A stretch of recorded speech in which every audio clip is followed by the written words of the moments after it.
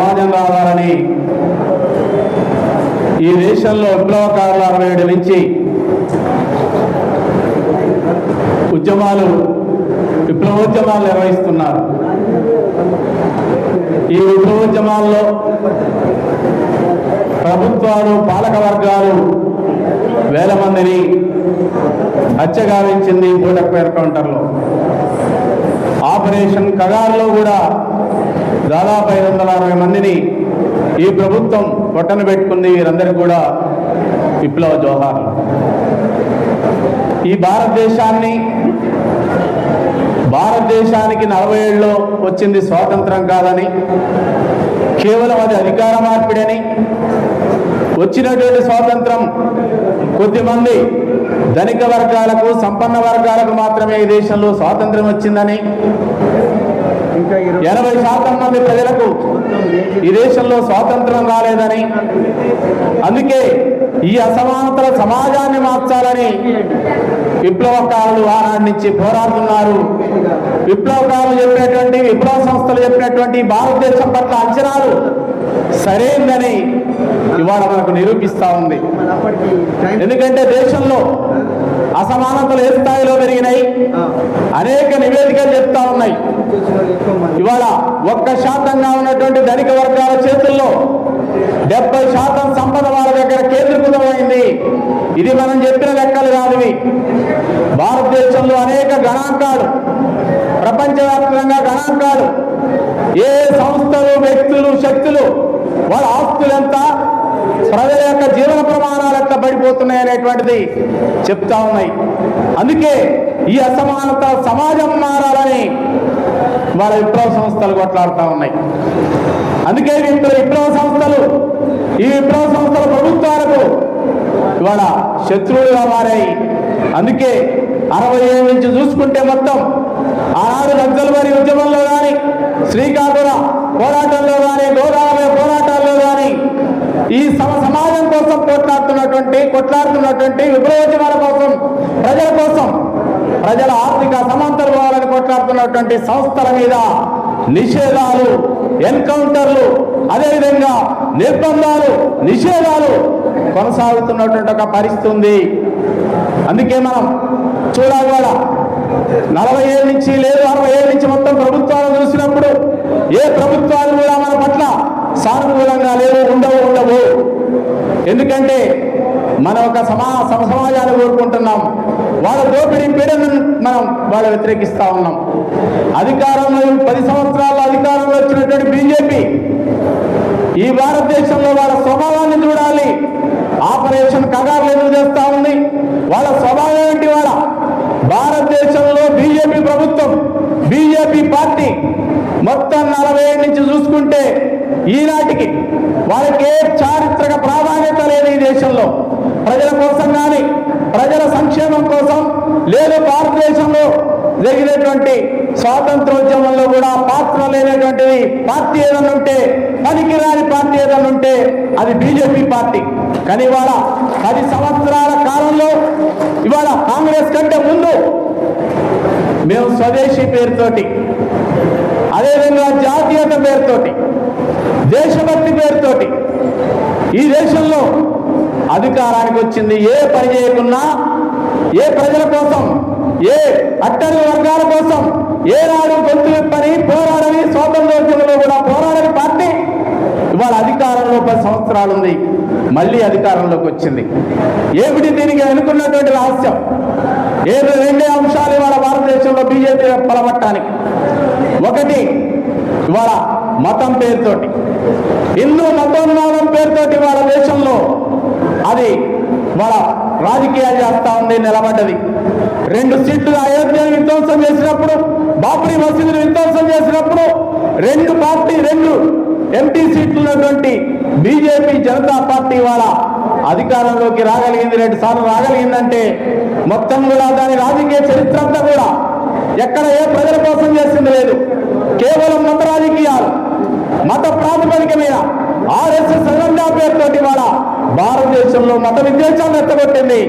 మైనార్టీలకు వ్యతిరేకంగా, అదేవిధంగా ఈ దేశంలో ప్రగతిశీల శక్తులు, అదేవిధంగా విప్లవ శక్తులకు వ్యతిరేకంగా అది మొత్తం కూడా నిర్బంధాన్ని కొనసాగించింది, ఉద్యమాలను అణిచివేసినటువంటి ఒక పరిస్థితి. అందుకే హిందూ మతోన్మాదం అనేటువంటి ఎజెండా కింద అట్టడుగు వర్గాలు ఉన్నటువంటి వాళ్ళలో కూడా హిందూ ముస్లిం వ్యతిరేకతతోటి, మత వ్యతిరేకతతోటి మొత్తం కూడా హిందూ మతోన్మాదాన్ని ఎత్తుకొట్టి హిందూ మతాన్ని నిలబెట్టింది.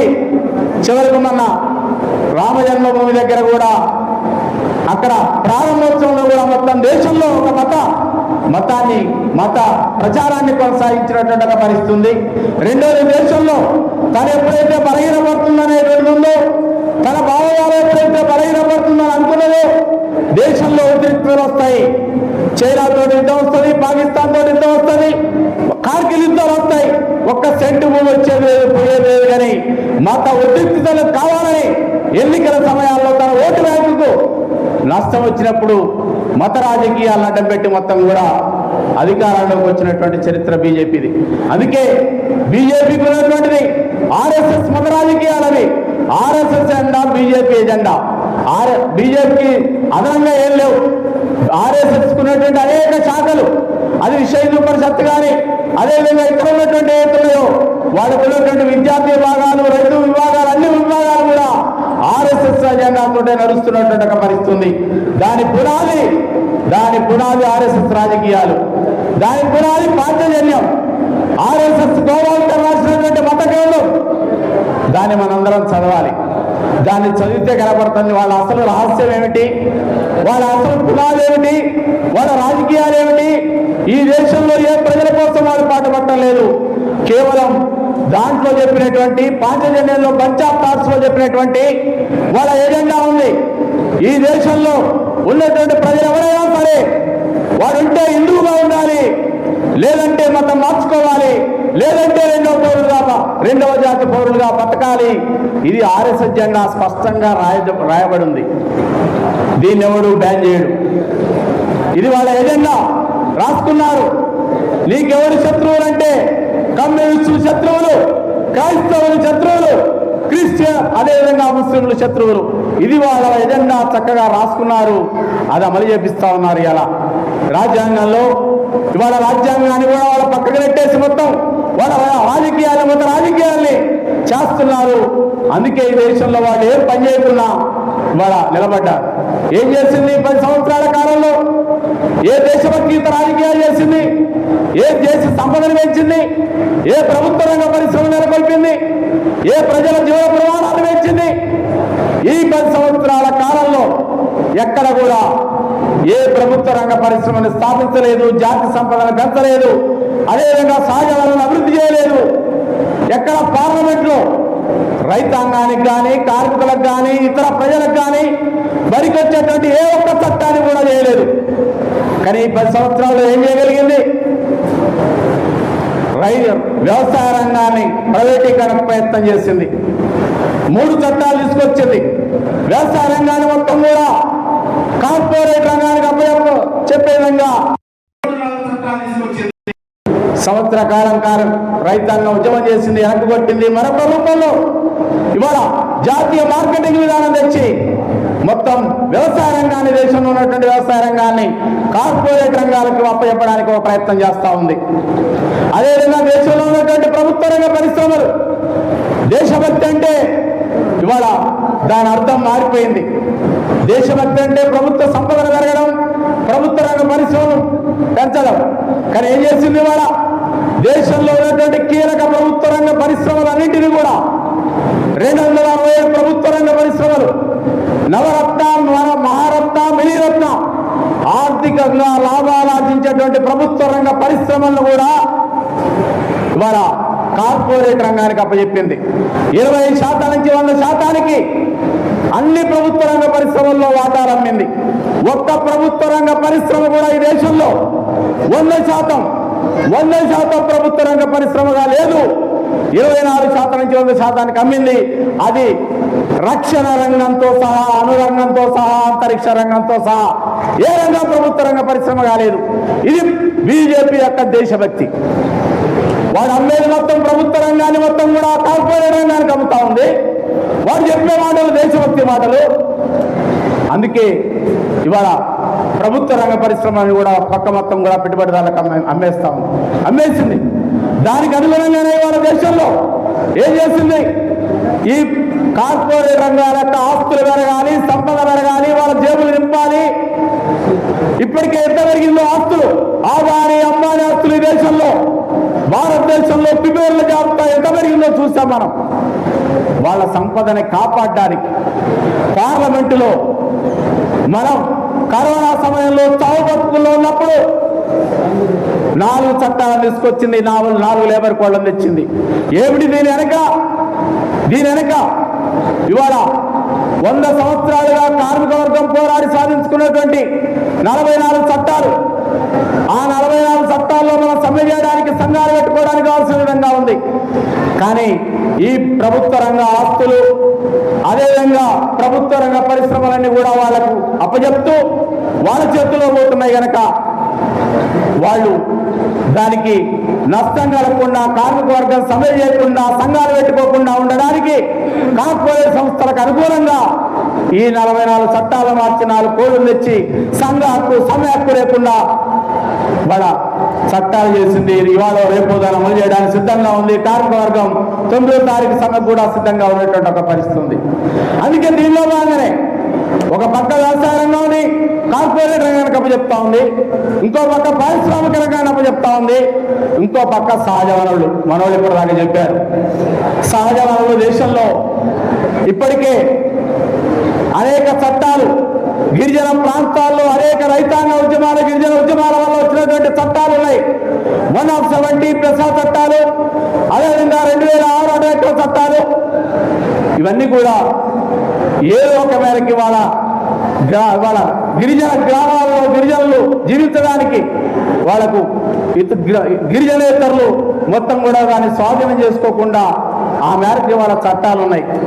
ఆ చట్టాలు కూడా కాదని సూపర్ చట్టం కూడా తీసుకొచ్చి మొత్తం ఏజెన్సీ ప్రాంతాల్లో ఉన్నటువంటి సహజ వనరులన్నింటి ఇవ్వడానికి కావాల్సినటువంటి విధంగా చట్టాన్ని తీసుకొచ్చారు. దానిలో భాగంగానే ఇవాళ మనం చెప్పేటువంటి బీజేపీ ప్రభుత్వం యొక్క లక్ష్యం, ఆపరేషన్ తెలంగాణ యొక్క లక్ష్యం ఇక్కడ ఈ సహజ సంపదను తీసుకోవాలి. ఈ సహజ సంపదను తీసుకోవడం వల్ల మొత్తం కూడా కార్పొరేట్ రంగాన్ని వాళ్ళు ఇద్దరు కలిసి వాళ్ళ మొత్తం కూడా ఆదివాసుల మీద యుద్ధం ప్రకటించినటువంటి ఒక పరిస్థితి ఉంది. అందుకే ఒకటి సిద్ధాంతపరమైనటువంటిది, బీజేపీ ఏదైతే ఈ దేశంలో హిందూ రాజ్యం రావాలి, అదేవిధంగా హిందూ రాష్ట్రం ఏర్పడాలి మొత్తం కూడా అనేటువంటి కోరిక ఏదైతుందో, ఏదైతే వాళ్ళ ఆర్ఎస్ఎస్ మత గణనలు వారు చెప్తుందో దానికి అనుగుణంగా భావజాల పరంగా ఈ దేశంలో హిందూ మతోన్మాదాన్ని రెచ్చగొట్టి మొత్తం కూడా ఇతర లేకుండా హిందూ రాజ్యాన్ని ఏర్పాటు చేయాలనేటువంటి ఒకటి. అందుకే ఇది సైద్ధాంతికపరమైనటువంటి దేశంలో దాడి చేస్తూ ఉంది. రెండోది, ఇవాళ మొత్తం కూడా ఈ దేశంలో బీజేపీ అధికారంలోకి వచ్చినటువంటిది ఎక్కడ కూడా మొత్తం కూడా ఇవాళ కార్పొరేట్ మీడియా, కార్పొరేట్ సంస్థలు గుజరాత్లో కూర్చుంటే నరేంద్ర మోడీ ఒక్క గుజరాత్ ఆస్తులే ఉంటాయి కార్పొరేట్ సంస్థలకు. ఈ దేశంలో ప్రధానమంత్రి కావాలా ఈ దేశానికి, అప్పుడు ఈ దేశంలో ఉన్నటువంటి అన్ని రాష్ట్రాల్లో ఉన్నటువంటి ఫారెస్ట్ ప్రాంతాల్లో ఉన్నటువంటి ఖనిజ సంపద మొత్తం కూడా మరి నరేంద్ర మోడీని అలా కూర్చోబెట్టి తీసుకోవచ్చు సహజ సంపద అనేటువంటి కోరిక. అందుకే ఇవాళ కార్పొరేట్ సంస్థలు మొత్తం కూడా తన వెనుకున్నాయి. ఇవాళ భారతదేశానికి ఎంత మాత్రం కూడా ప్రధానమంత్రిగా లేడు, పేరు ప్రధానమంత్రి, కానీ ఇవాళ పెద్ద పెద్ద కంపెనీల యొక్క సిఇఓగా, చీఫ్ ఎగ్జిక్యూటివ్ ఆఫీసర్గా మాత్రమే ఇవాళ నరేంద్ర మోడీ ప్రభుత్వం, బీజేపీ ప్రభుత్వం పనిచేస్తున్నటువంటి ఒక పరిస్థితి మన ముందుంది.